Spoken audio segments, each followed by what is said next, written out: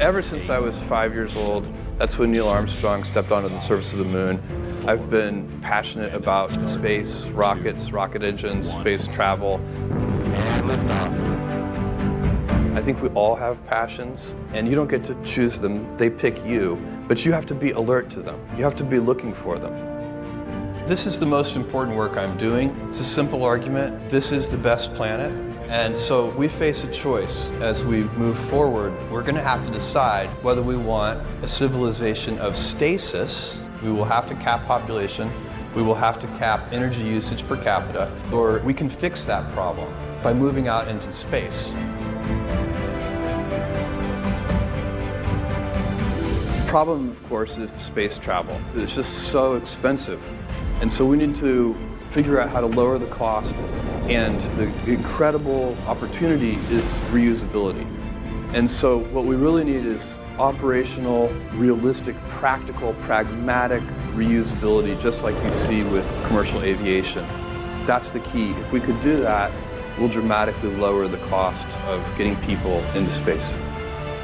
I wish that there could be a bunch of very entrepreneurial startup companies doing amazing things in space. The idea of going to the moon was so impossible that people actually used it as a metaphor for impossibility.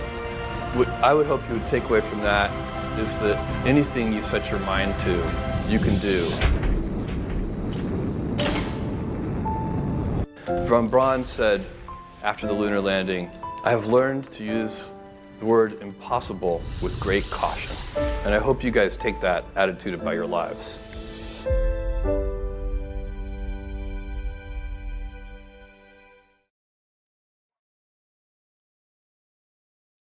All righty, everybody. Welcome to this special episode of Brownsville Tech Live. And this morning we are covering Blue Origin's New Shepard NS-25 mission. And this is Blue Origin is Jeff Bezos's company. He is the founder of Amazon. And this morning they will be launching a new crew up into orbit. It is mission NS-25, and it'll consist of a couple of crew members, some historic in nature with vast experience in aerospace. So let's go ahead and look at what the mission is going to be. But let's first look at the type of vehicle that will be launching this morning. And that launch is scheduled for 8:30 Central Time. The launch location will be here in the state of Texas, actually in West Texas. And it is scheduled to launch hopefully at 8:30 Central Time from West Texas. So basically the vehicle is called the New Shepard. And basically what it is, it consists of several components. One is the crew capsule. It is a pressurized capsule with room for up to 6 astronauts. It is environmentally controlled for comfort, and it sports the largest windows of any space capsule, including Dragon and Starliner and previously the Apollo era capsule. So it's got the largest window viewing capability. It has rings and wedge fins. These are designed to aerodynamically stabilize the booster and reduce fuel consumption when it returns back to Earth. It employs drag brakes. These are used to basically reduce the booster speed by half on its descent back from space. And the rocket is actually propelled by a BE-3 PM engine. It basically propels the rocket into space, and it actually restarts a unique burn down when it enters the atmosphere, and it slows the booster down to 6 miles per hour. And by the way, these landings are not in the ocean, they are actually on land, kind of similar to how the Russians land their Soyuz spacecraft. And to assist in that descent, it uses aft fins. Those stabilize the rocket during descent and steer it back to the landing pad. And it also deploys landing gear just like the Falcon 9.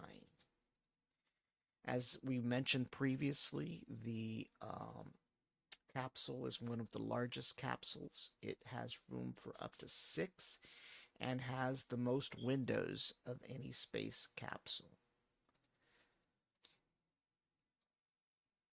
So that is basically the hardware that is going to be launching here shortly in about 25 minutes from West Texas.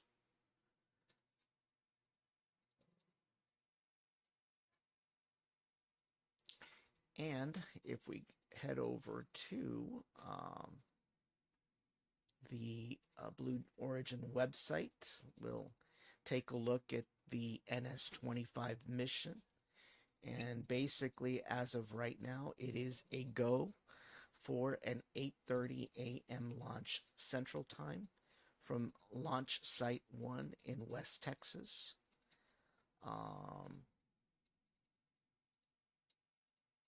Let's see here.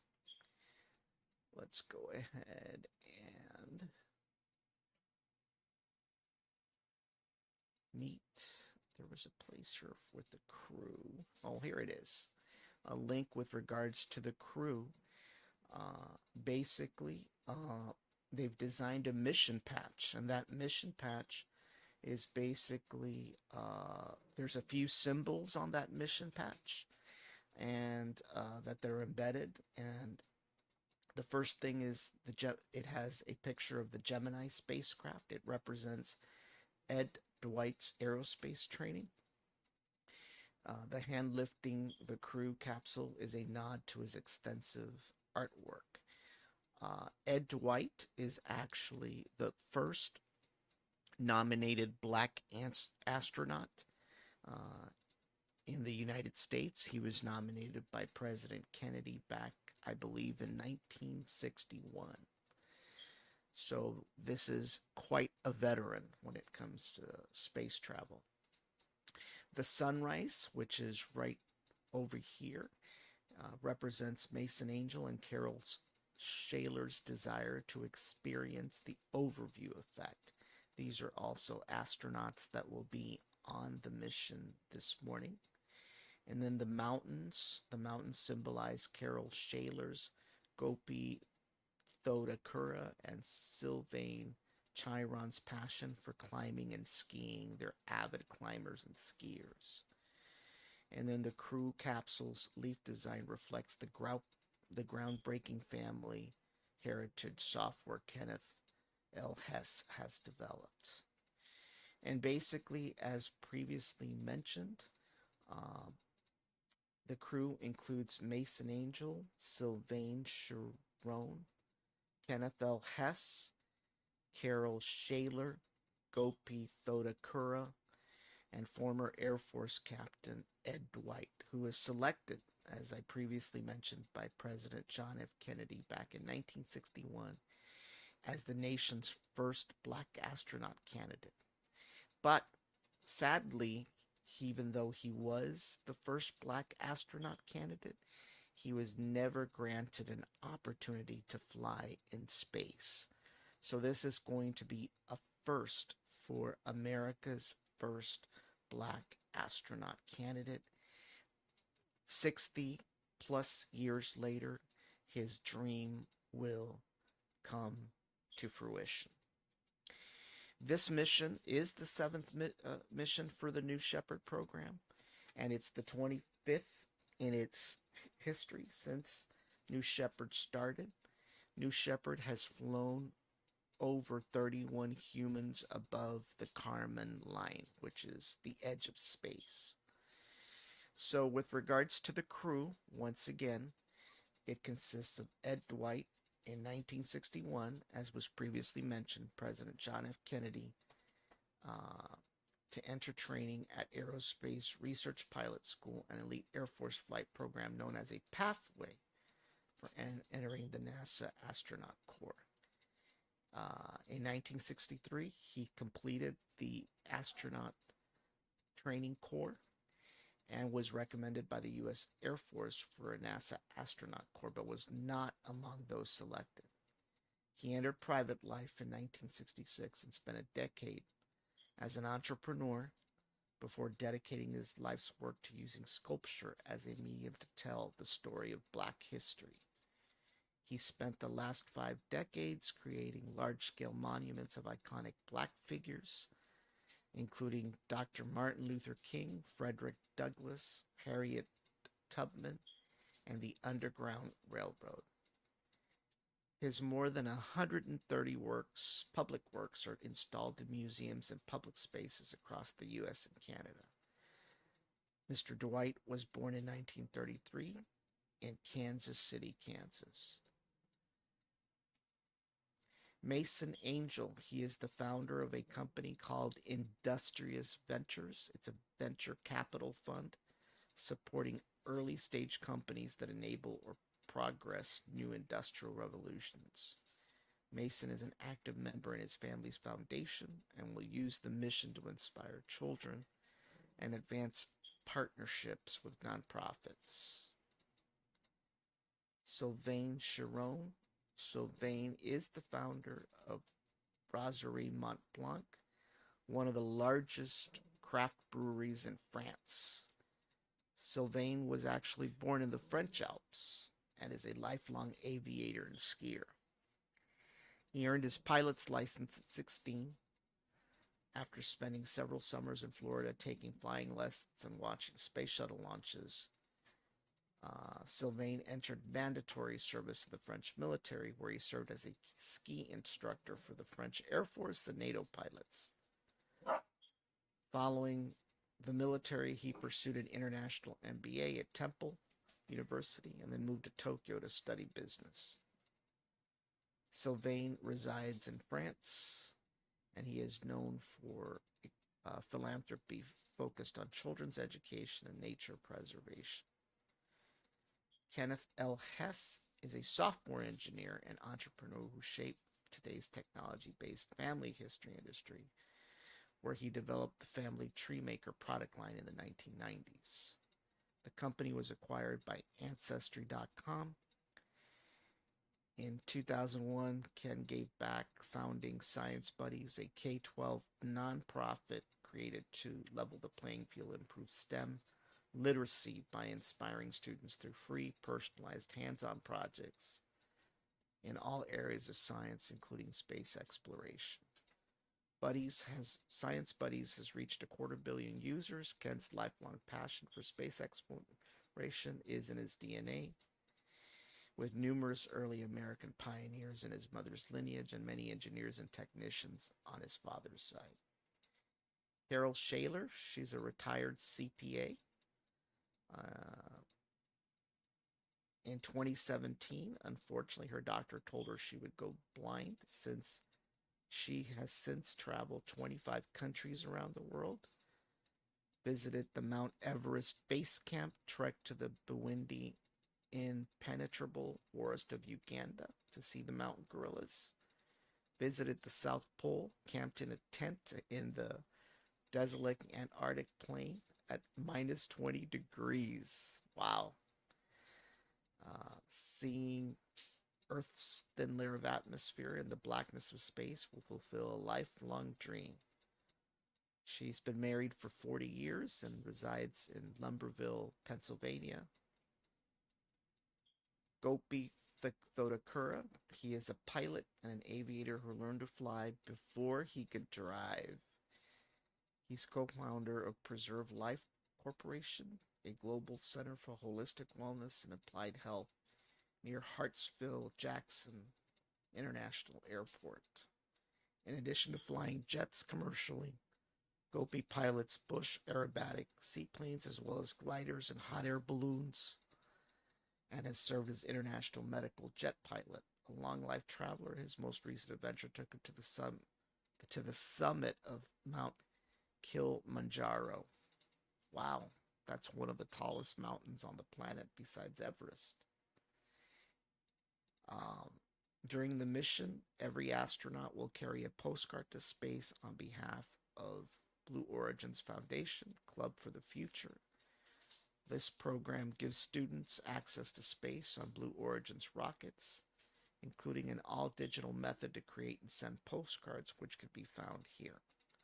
The club's mission is to inspire and mobilize future generations' careers in STEM for the benefit of Earth. From an environmental standpoint, nearly 99% of New Shepard's dry mass is reused, including the booster, the capsule, the engine, the landing gear, and the parachutes. New Shepard's engine is fueled by highly efficient liquid oxygen and hydrogen. During flight, the only byproduct is water vapor with no carbon emissions. So once again, for those of you who just tuned in, we are following Blue Origin's New Shepard launch, which is scheduled to launch at 8:30 a.m. Central Time from West Texas. And for those of you that are not familiar with Blue Origin, this is Jeff Bezos's aerospace company. They are competitors to SpaceX, and they were the ones that actually took William Shatner, also known as James T. Kirk from Star Trek, up into space probably about a year ago, I believe is what it was, about a year ago or so. So today's going to be a special mission because it includes Ed Dwight, who was selected by President John F. Kennedy back in 1961 as the nation's first black astronaut candidate, but he was not selected into the astronaut training corps. He's getting his dream fulfilled 60 plus years later today with this historic flight. So let's go ahead and go back and look at a video with regards to, there's the mission patch, by the way, for those of you that are wondering. This is the mission patch for the mission that is scheduled for today. Let's see here. Let's see.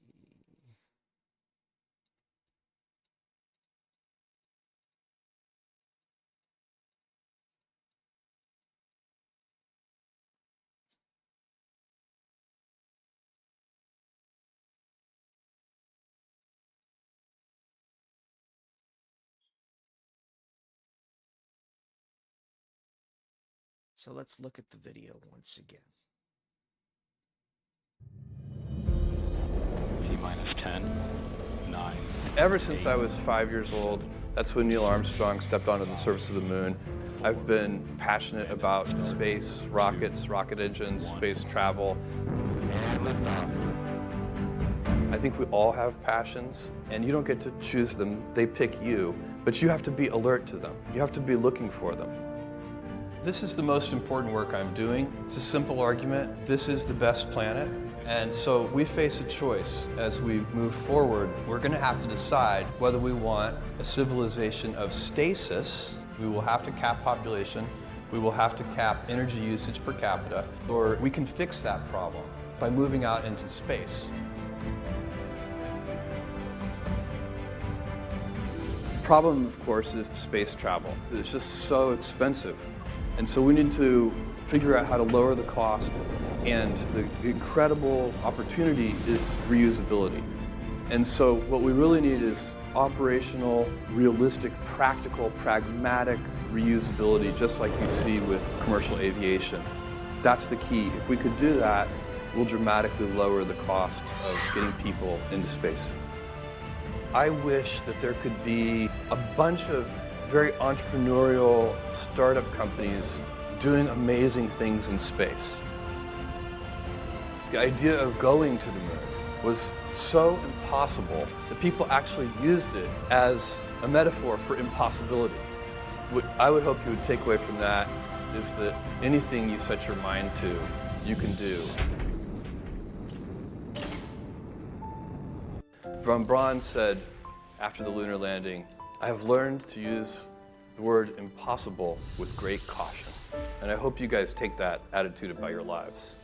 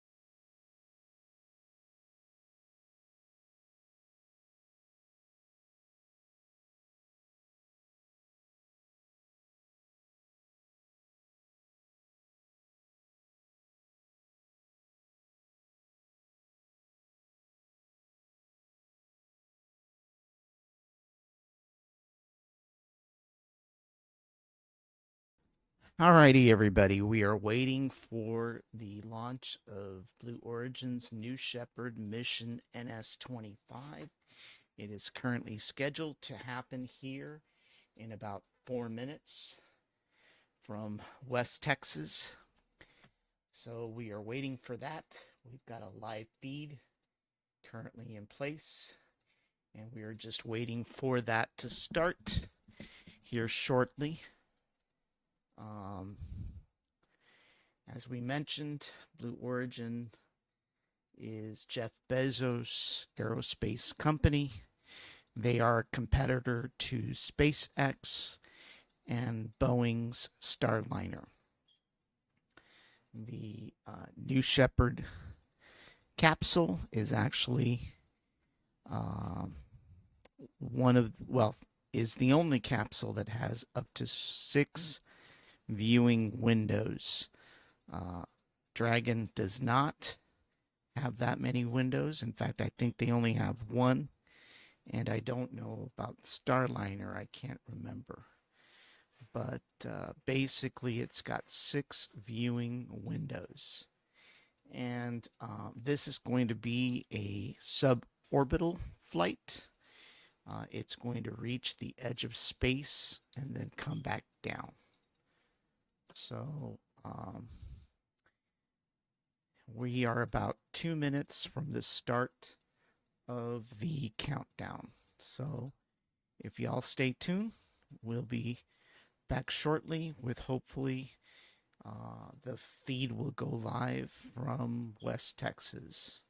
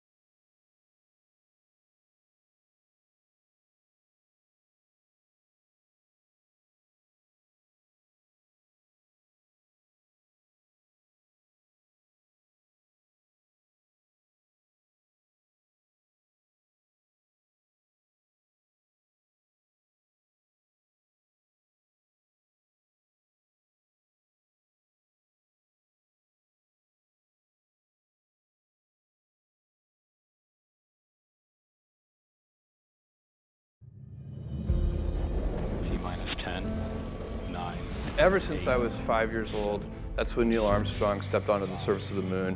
I've been passionate about space, rockets, rocket engines, space travel. And liftoff. I think we all have passions, and you don't get to choose them. They pick you, but you have to be alert to them. You have to be looking for them. This is the most important work I'm doing. It's a simple argument. This is the best planet. And so we face a choice as we move forward. We're going to have to decide whether we want a civilization of stasis. We will have to cap population. We will have to cap energy usage per capita. Or we can fix that problem by moving out into space. The problem, of course, is space travel. It's just so expensive. And so we need to figure out how to lower the cost, and the incredible opportunity is reusability. And so what we really need is operational, realistic, practical, pragmatic reusability, just like you see with commercial aviation. That's the key. If we could do that, we'll dramatically lower the cost of getting people into space. I wish that there could be a bunch of very entrepreneurial startup companies doing amazing things in space. The idea of going to the moon was so impossible that people actually used it as a metaphor for impossibility. What I would hope you would take away from that is that anything you set your mind to, you can do. Von Braun said after the lunar landing, "I have learned to use the word impossible with great caution." And I hope you guys take that attitude about your lives.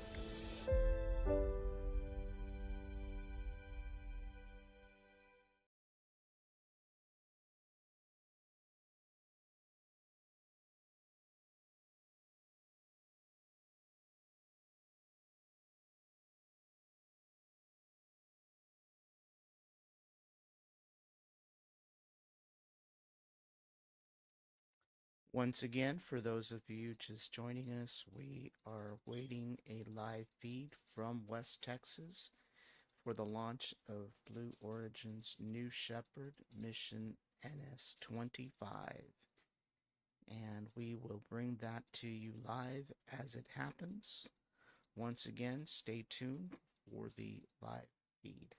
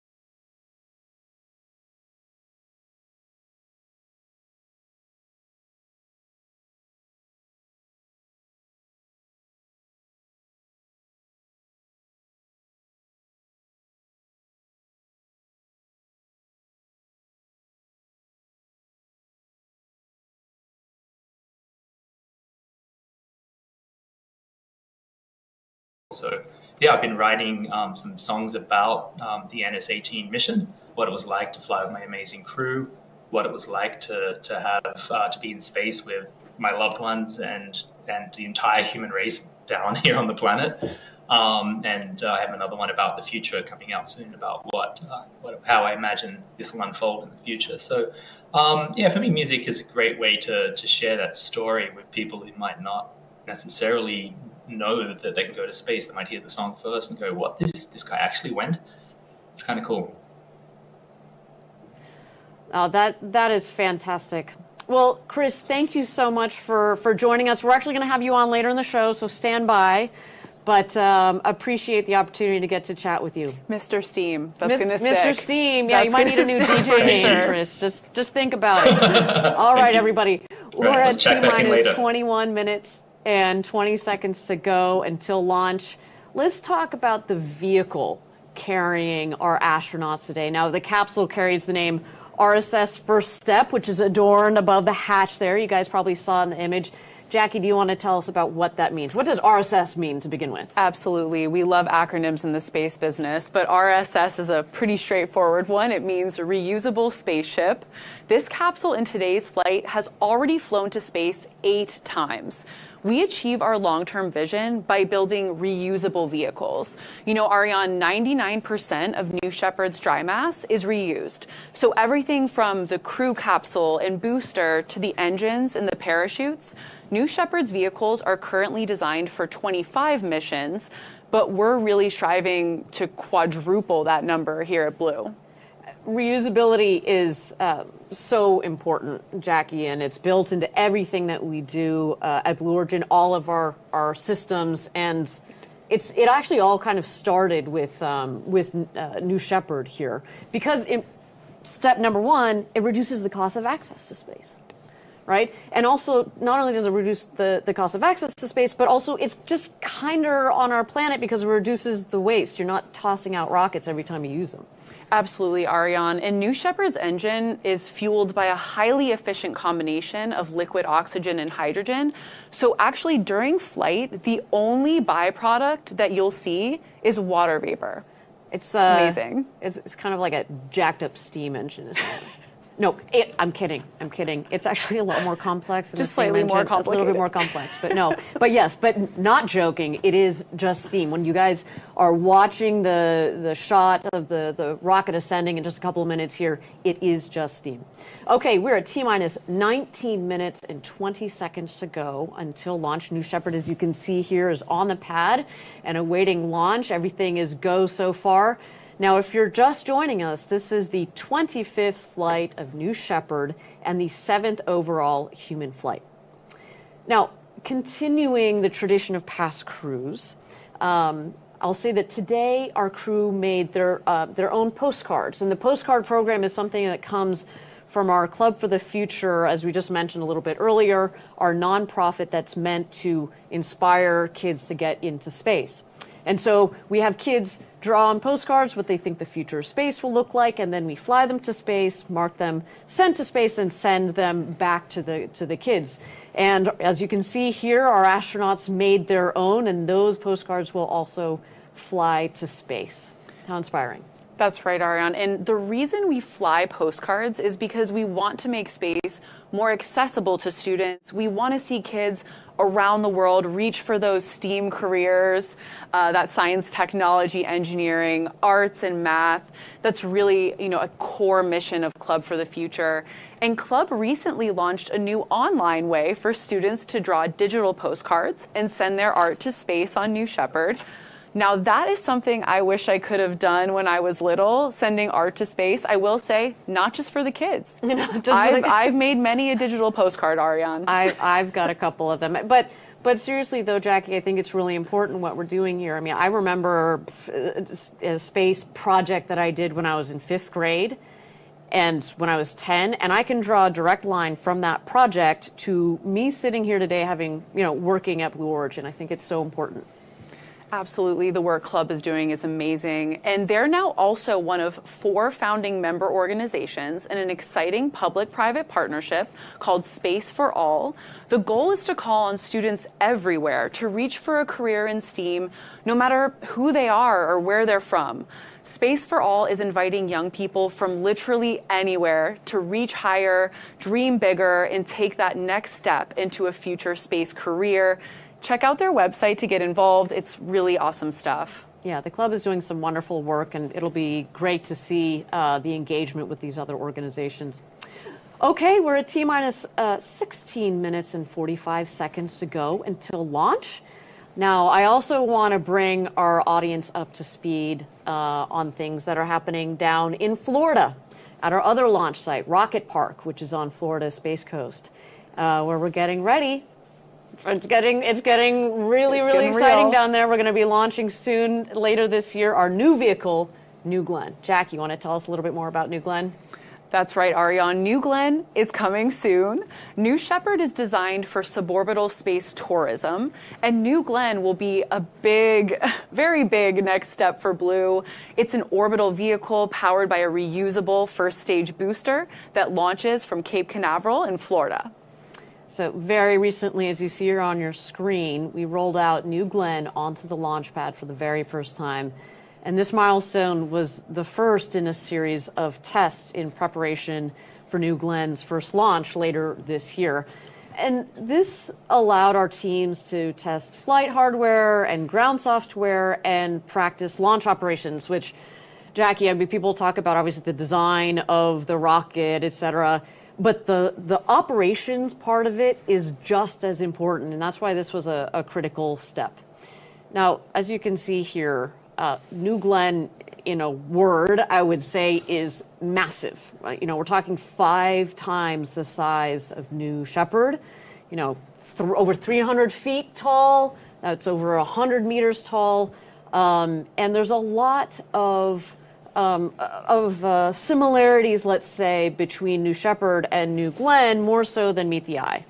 Yes, right. For example, vertical landing systems, the fin systems are similar, but also there are things that aren't quite as visual. So software systems, internal propellant tank designs, and like you mentioned, Ariane, just the sheer experience that we're gaining on New Shepard helps us build confidence in New Glenn's future success.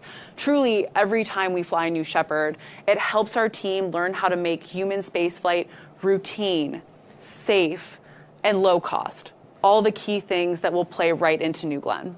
Yeah, and so as you can see, things are very exciting in Florida, but certainly, of course, back down in Texas as we get ready for our launch here. We're at T-minus 14 minutes and 15 seconds to go. Now, the mission control team is continuing to go through their final checkouts today, and I don't know about you, Jackie, but I'm starting to feel that pre-launch hype going on here. The goosebumps are happening, the pre-launch jitters. I'm so excited for today's crew. I've said this before, there is nothing like a rocket and a countdown clock to get you a little amped up. Who needs coffee over here this morning? Who needs coffee? All right, so let's talk a little bit more. We saw our crew member 7 on the feed a little bit earlier. That was Barrett. We also have a second crew member 7, Laura Stiles. Now, these crew member 7s, you might be kind of confused because you're like, hold on a second, there are only 6 seats in the capsule. Yes, but these 2 crew member 7s are a critical part of the crew.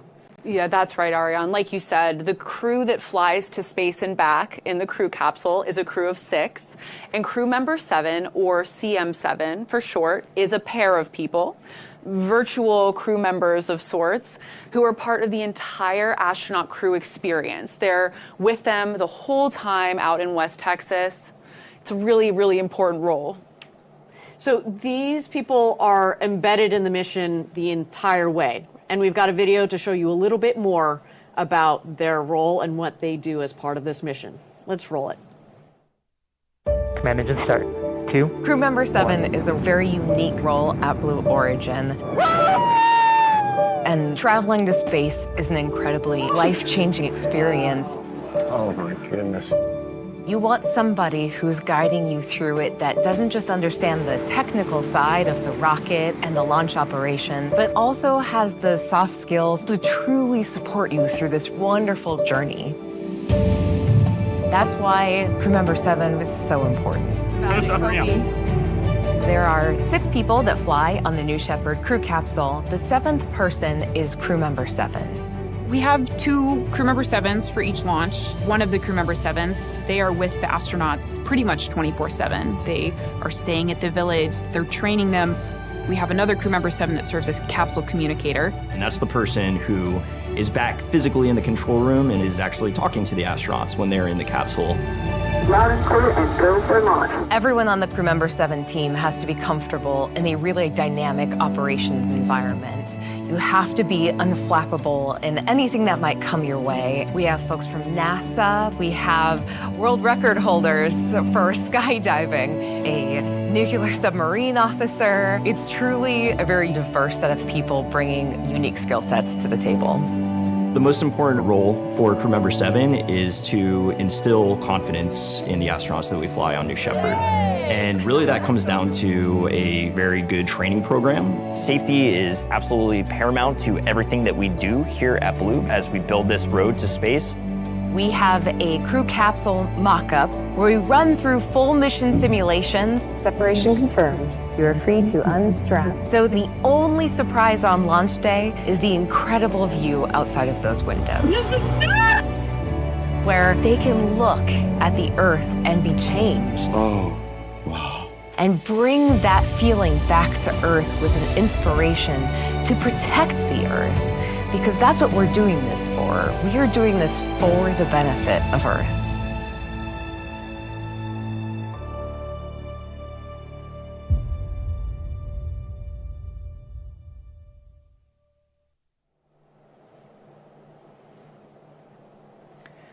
I think it's safe to say the crew member 7s have a pretty cool role here at Blue Origin. They have an awesome role. I love what I do at Blue, but I do get a little jealous of them sometimes. But no, they are incredible, and they have this really interesting mix, as you've seen, of the really technical side of it, but also some of the soft skills that are necessary. Okay, we're at T-minus 10 minutes to go until launch. Under 10 minutes, you know it's getting real, although I do see here that we've gone into a hold. This hold at T-minus 10 minutes is a planned hold, so just want to make sure that all of the teams are aligned here. But while we've got a little bit of time, why don't we talk about the flight profile that New Shepard is going to follow in just a few minutes. 7, 6. New Shepard's mission 5, begins when the 4, countdown clock reaches 0. 2, 1, 0. At this point, the engine will start and the rocket will lift off of the pad.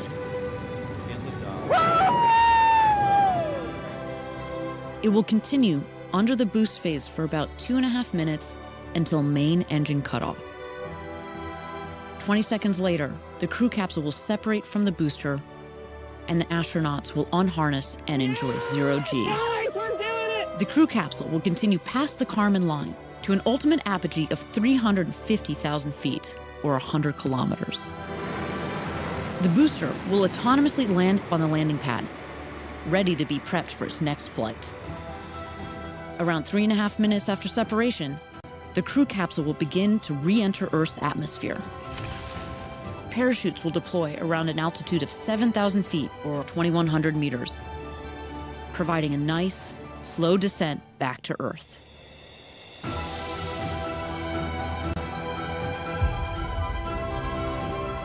After landing, astronauts exit the capsule and are greeted by the Blue Origin ground crew, family, and friends to celebrate and reflect on their flight. New Shepard, an adventure unlike anything on Earth.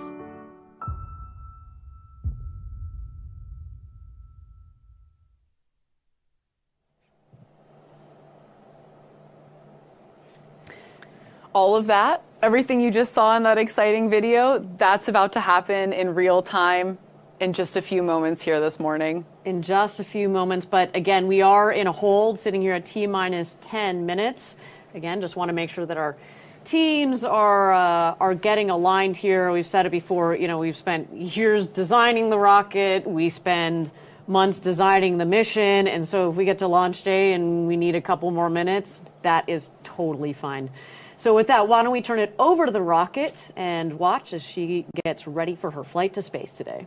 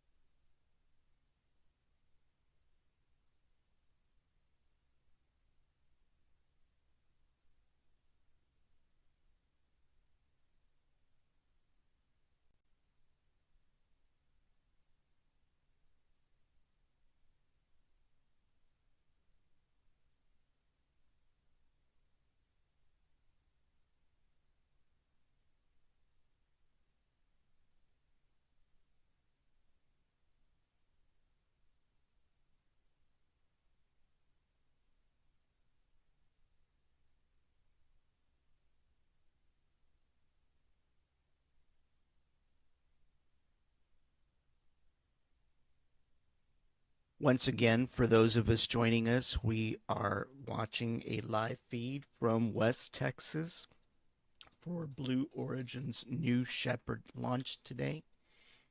We are slightly delayed. There is a little bit of a hold at T-minus 10 minutes till launch. So for those of you that have just tuned in, we are at T-minus 10 minutes till launch for the launching of the New Shepard spacecraft. Once again, we are in a holding pattern right now, pending further updates. Stay tuned.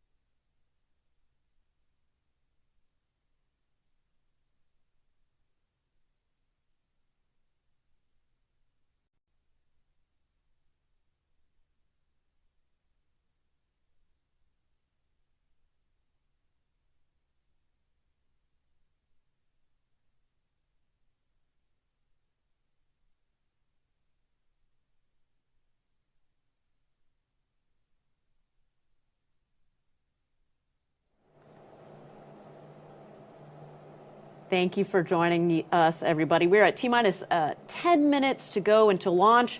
We are still in a hold here as our teams get all aligned for launch today. Now, Jackie, this is the 25th mission in New Shepard's program, and we've made a lot of progress through first the test program, and then we had, as I said earlier, we had our first human launch in 2021 where we sent our founder Jeff Bezos up with his brother Mark and Wally Funk and Oliver Damon. And then since then, we have been flying people. And so why don't we take a look at how we have gotten here today with New Shepard.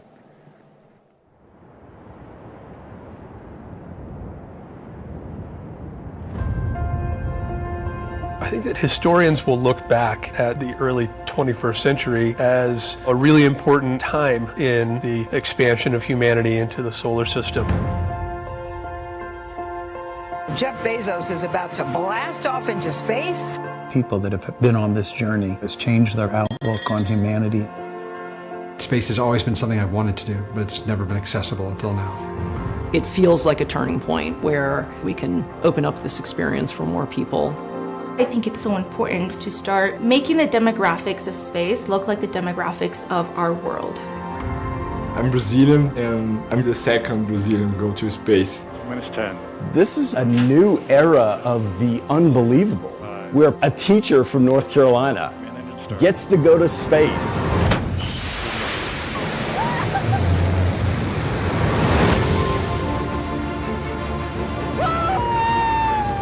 It was amazing. The energy, the feel, everything about it. There is Miko, main engine cutoff. Look at that view. Yes, guys, we're doing it! Looking out the window and seeing the black sky and the curvature of the earth. Holy. I don't think I've ever seen anything like it. And the windows are huge. Absolutely huge. Weightlessness, looking down and like pretty cool. I love every second of it.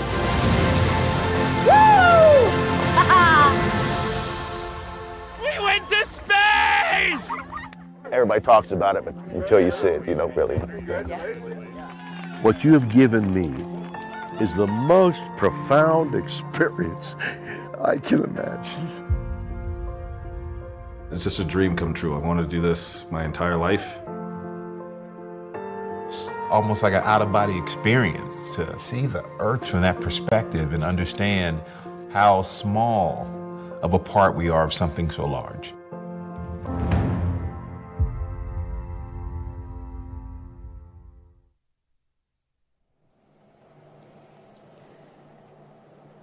So far, we have flown 31 people across 6 human flights. One of these people has actually gone twice, so we clearly had a fun time the first time around.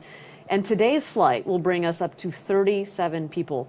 Now, all told, that's about 5% of the people who have ever flown above the Kármán line, which is 100 kilometers up, or of course the internationally recognized line of space. And I think what's really cool to stop and recognize, Jackie, is that, you know, we've done this in fewer than 3 years, and think about how many decades it took us as a global humankind to get the first 95%.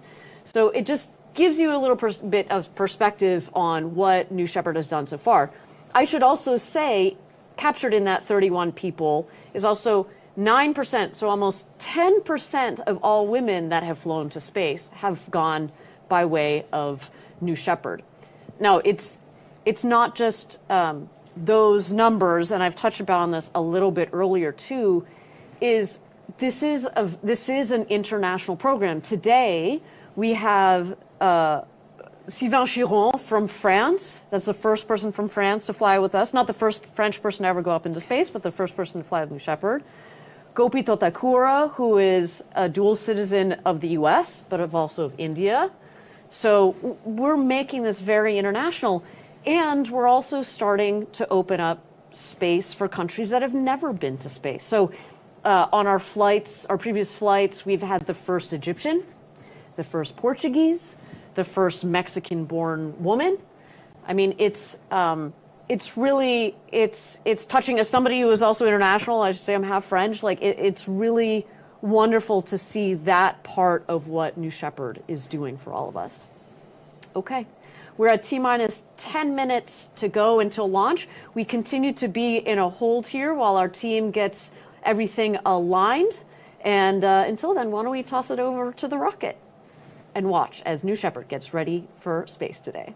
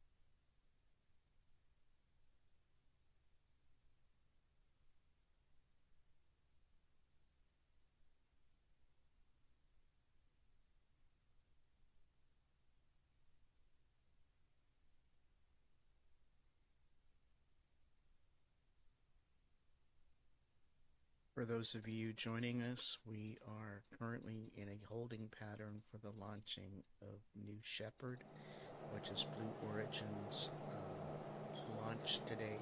Thank you again for everybody for joining us this morning. We're at T-minus 10 minutes to go until launch. Our team continues to be in a hold, just making sure that everything is aligned. Weather's looking good for launch as well. And we will be back when the team resumes from the hold.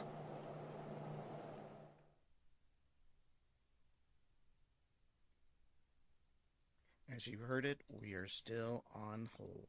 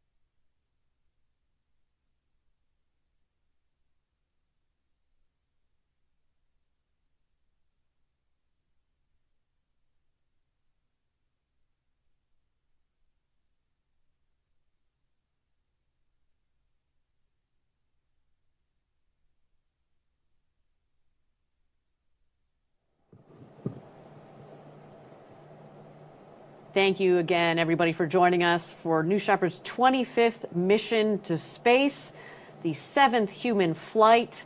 Now, we are in a hold. We continue to be in a hold. My understanding, though, is that we have gone escape-enabled, which means that the escape system in the crew capsule is ready to go if need be. The other thing that I should note is that we expect to clear this hold shortly here, and shortly following the clearance of the hold, we will go into the go-no-go poll. And that, Jackie, is when things get real before our flight here. So with T-minus 10 minutes to go until launch, why don't we throw it back to the rocket and wait just a moment as we get ready for the go-no-go poll.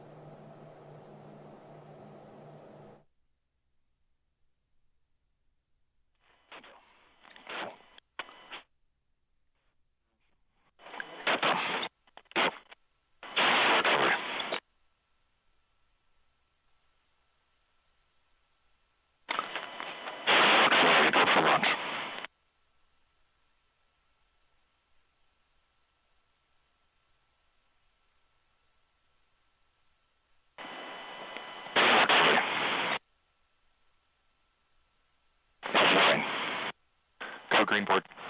Go for launch.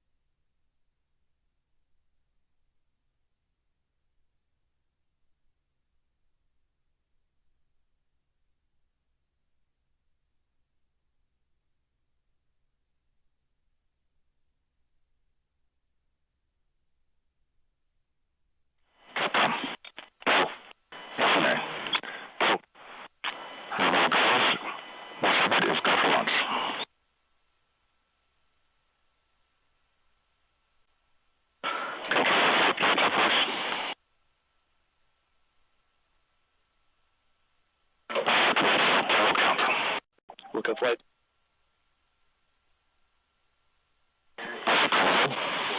Uncleared.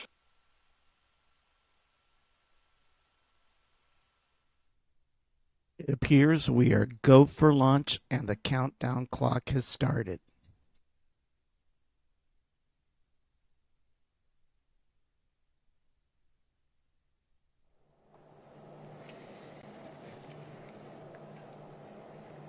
Welcome back, everybody. We're T-minus 9 minutes and 30 seconds to go until launch. Now, while a little scratchy there, what we did here is indeed we are go for launch on New Shepard's 25th mission to space and our 7th human mission to space. Well, and now that we're go for launch, which, by the way, never gets old to hear, why don't we go ahead and meet today's crew? Jackie, take it away.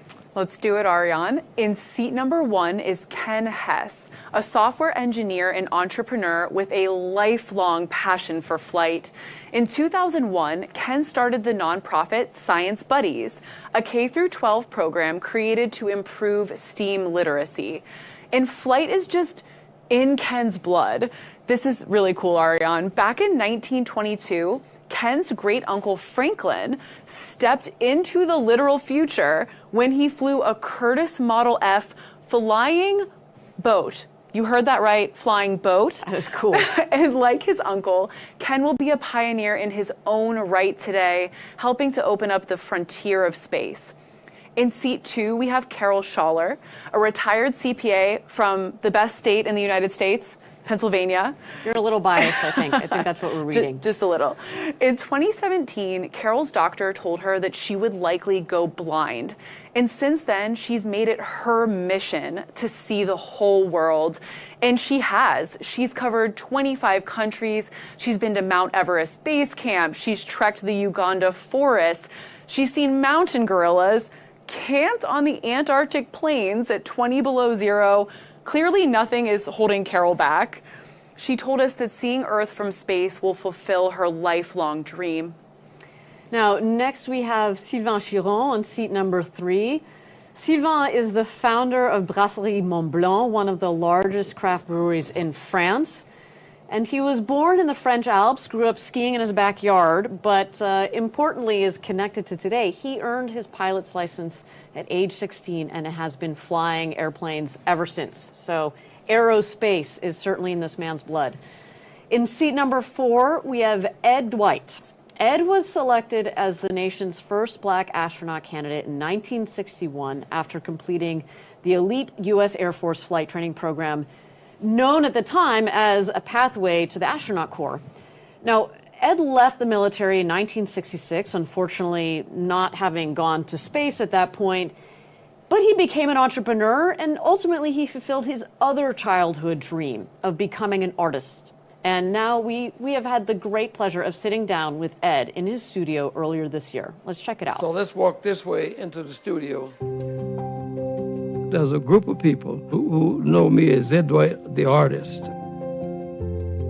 And they had no idea that I was involved in anything about space. I was going to be the first black astronaut. I completed astronaut training. Everything that we did, I did, and I did it well. And if politics had changed, I would have gone to space in some kind of capacity. Everybody has this thing about how angry I must have been, how disappointed I must have been. As I look at it philosophically, my role in the whole process was to open up a conversation about blacks in space. And so I served a purpose, and I was very, very proud of it. I started out with this art career about 45 years ago, and I had never sculpted before in my life.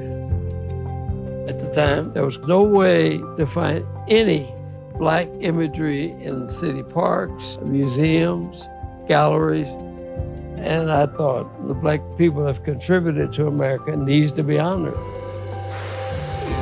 I thought the whole idea of going to space with Blue Origin was a fascinating last chapter. He would have been the first black astronaut. That is history that needs to be changed. There are a lot of people that are happy, and I'm more worried about making other people happy than making myself happy, so that all worked out. But when the rocket is roaring and the rumbling and the noise, I think that I would enjoy the hell out of. I really, really want to do this because each person that goes up there all of a sudden has a totally different perspective of this little place here. Space can bring people together. If everybody went to space for a space mission and say, oh my God, this place is workable. Oh, it's workable. Let's go back and make it work.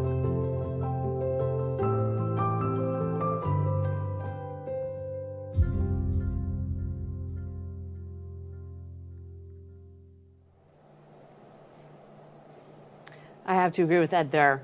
Earth is very workable. It's a workable paradise. Now, it's an honor to fly Ed on board today. It truly is. And next, in seat number 5, we have Gopi Thotakura. Gopi is co-founder of Preserve Life Corps, a global center for holistic wellness and applied health. He's a lifelong pilot and aviator. And fun fact for you, Ariane, Gopi learned how to fly before he learned to drive a car. That's really impressive. Yeah, and I don't even like driving, so I am extra impressed here. And Gopi flies jets, bush planes, aerobatics, seaplanes, you name it, and he flies it. It's pretty amazing. I love it. Now, last but not least is Mason Angel in seat number 6. Mason is the founder of Industrious Ventures, a VC fund supporting early stage companies. And Mason calls Colorado home, where you might find him skiing or hiking in the Rockies with his dog, who is named Leo.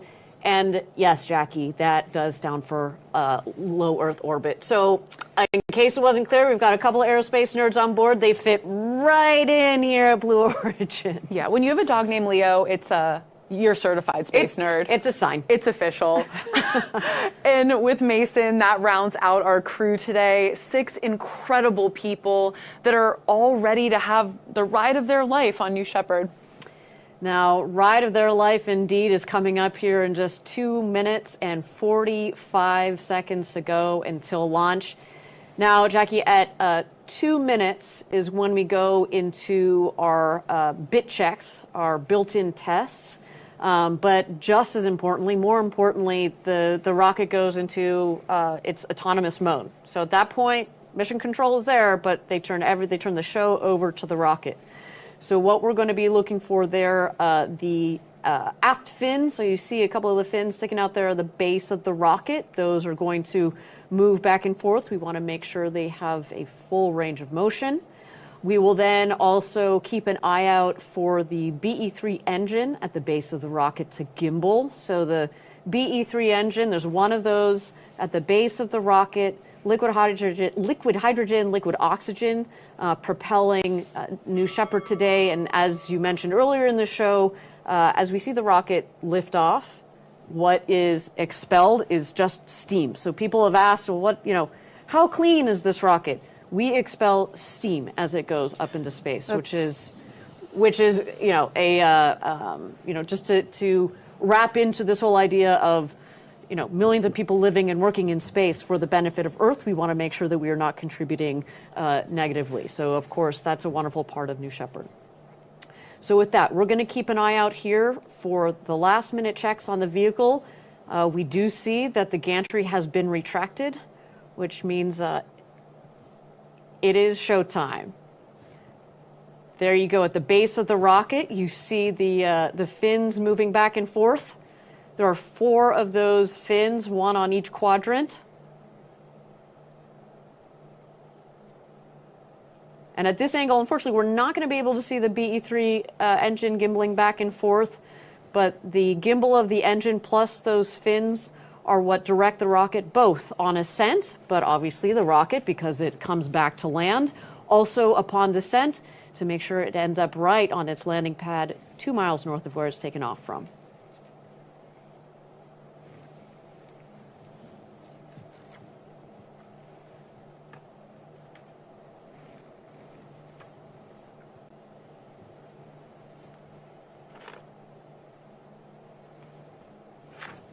All right. Final countdown. Let's turn it over to mission control. Let's light this candle. 8, 7, 6, 5, 4. Command engine start. 2, 1, 0. Ignition.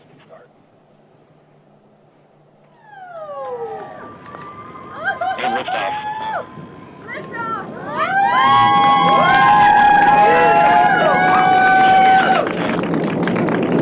New Shepard has cleared the tower. The rocket and our astronauts are heading up to space. Now you can follow along on the bottom left of your screen, the altimeter on the left. Excuse me, altimeter on the right and the speedometer on the left.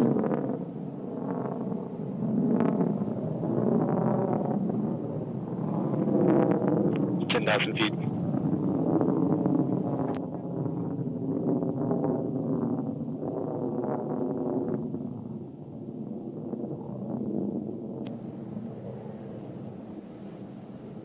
All right, as we go through this flight, there are a couple of milestones here. The first one will be max Q. That's when the dynamic pressures are the highest on the vehicle. We go from 100% power, pull it back a little bit as we go through max Q, and then ramp her back up to 100%.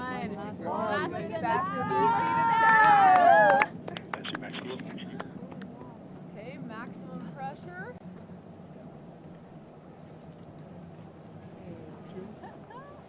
50,000 feet. Max G should be in about 10 seconds. Whoa.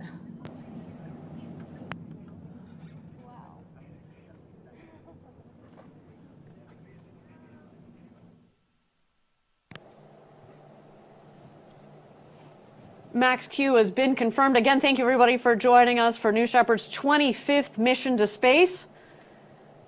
So far, a nominal flight. We have gone through max Q. 100,000 feet. And the vehicle will continue to climb under full power of the BE-3 engine. The next milestone will be main engine cutoff. You will know when that happens when you see the glow of the engine at the base of the rocket go dim.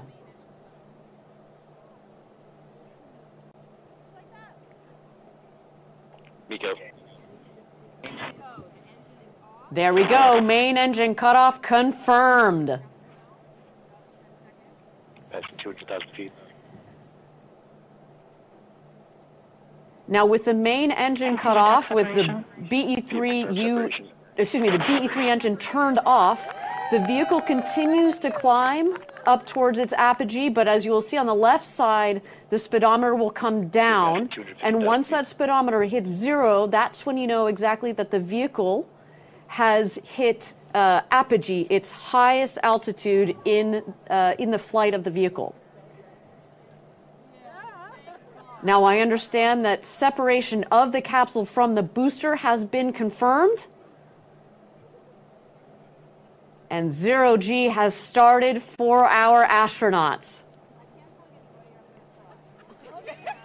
Shortly here, we're going to let them unbuckle and enjoy the beauty of floating around in 0G, but of course, the spectacular views out of those windows. And I'll say that having passed over 330,000 feet, they are over the Kármán line, so welcome to space, astronauts.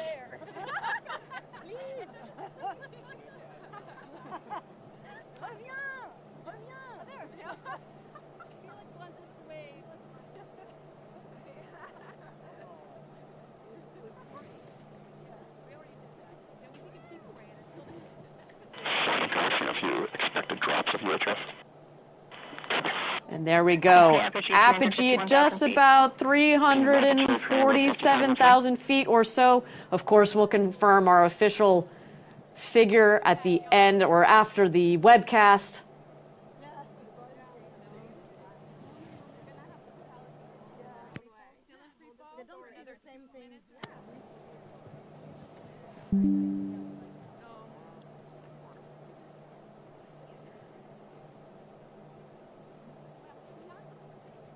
At this point, our astronauts are still enjoying that beautiful 0G up in their capsule. All 6 crew just officially became astronauts. So exciting. Now, thank you again for joining us for the 25th mission of New Shepard, our 7th human flight. And I'll just acknowledge that the milestone figure on the left is a little bit out of sync, but that's okay. Follow along with me through this flight. I got you covered.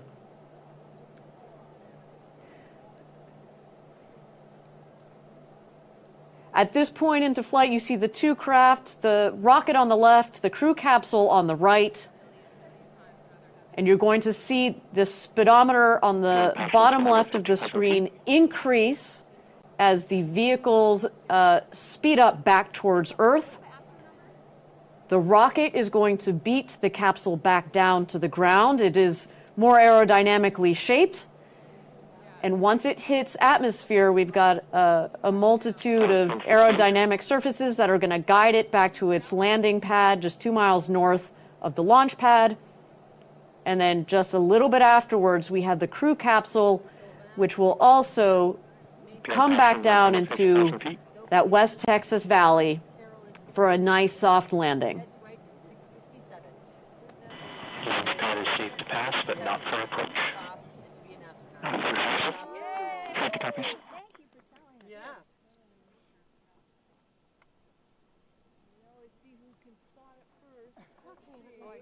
You see it? Oh, Sarah wins. Sarah wins.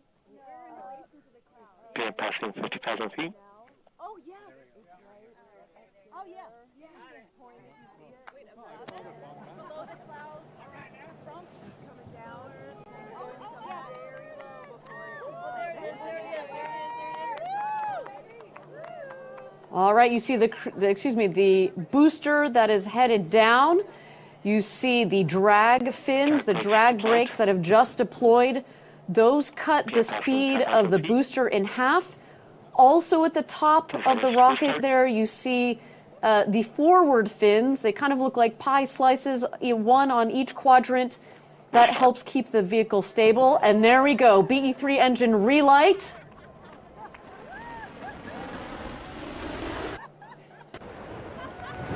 Landing gear deployed. 50 feet, 8 feet per per second. Just out. Autosum started. And touchdown. Welcome home, New Shepard. What a beautiful flight to space and back for that booster.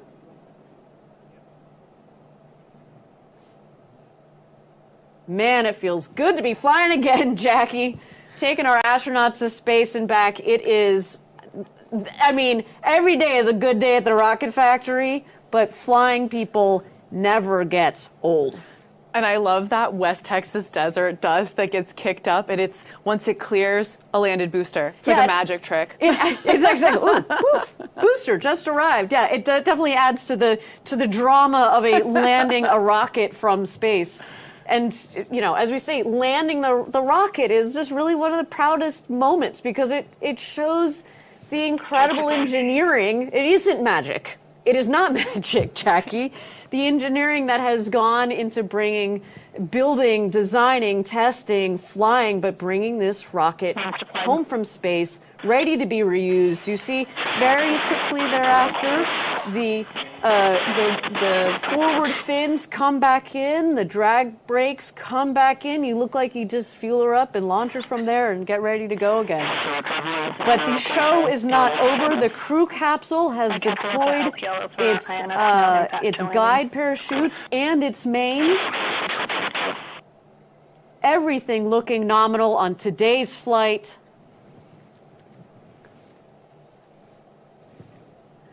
Looks like we do have 2 parachutes that have full inflation. The third is not quite fully inflated. But actually, Jackie, this is part of the design. In fact, we were talking about my webcast. The first webcast that we did, we tested a chute out.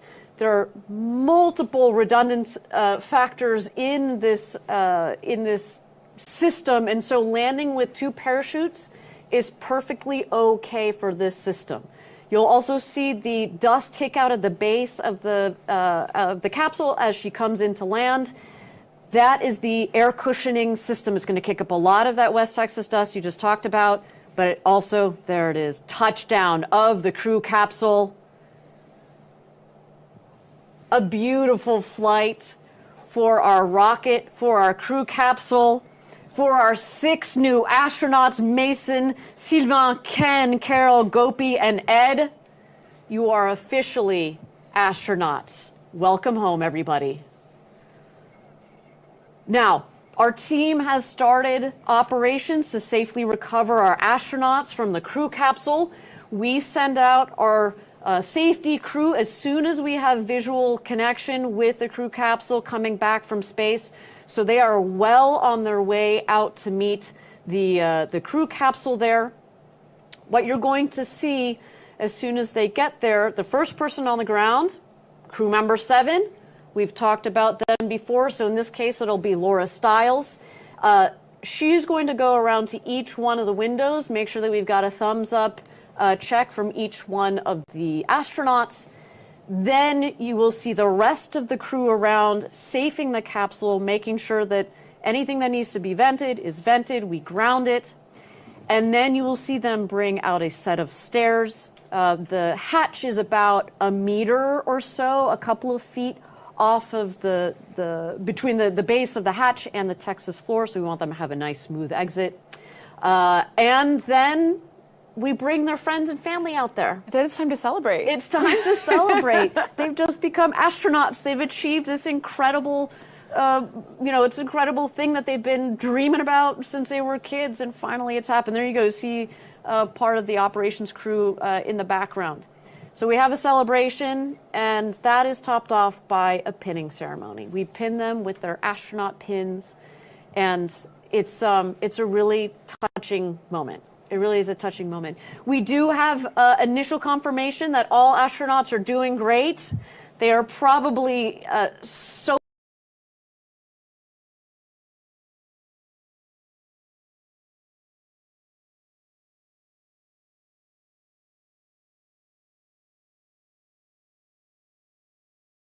soaking it all in